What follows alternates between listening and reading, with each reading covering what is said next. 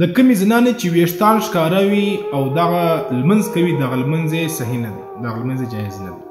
د کمې زنانې چې بدن ښکاره وي، کالي اغوستي وي، کالي دومره نري وي چې د هغې د بدن لاس دا ښکاره وي، د دې زنانې لمونځ صحیح او جایز نه دی.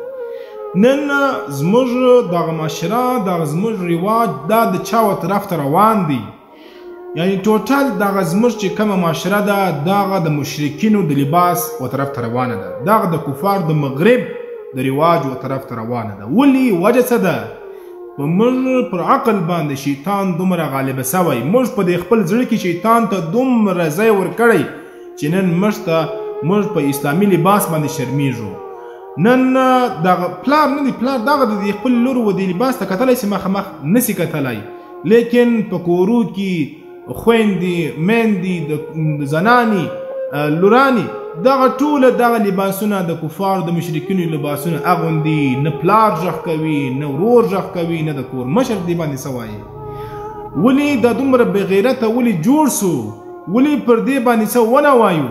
حالانکې زموږ څه کلچر دی، زموږ څه لباس دی، موږ د خپل لباس ولې د لاسه ورکوي؟ ولې ورځ په ورځ د کفر و طرف ته روان یو؟ ولې په کفر باندې د خپل رواج نه منو؟ کفر په موږ باندې څنګه د خپل رواج منلی دی؟ موږ ولې دومره د شیطان پر لاره باندې ولاړ سو؟ حالانکې بیا خلک وایي دغه زنانې ولې جهنم کې دومره زیاتې دي؟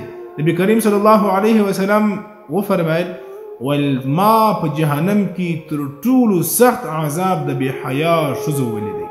هغه بې حیا ښځه چې کالي یې اغوستي وي دې باوجوده د غلط څه وي، هغه بې حیا ښځه چې هغه په ګلیو په بازار کې روانې وي، خلک د دې خپل زینت و طرف ته مایله کوي، دا غواړي چې خلک ما ته وګوري، ما بس پسې سي.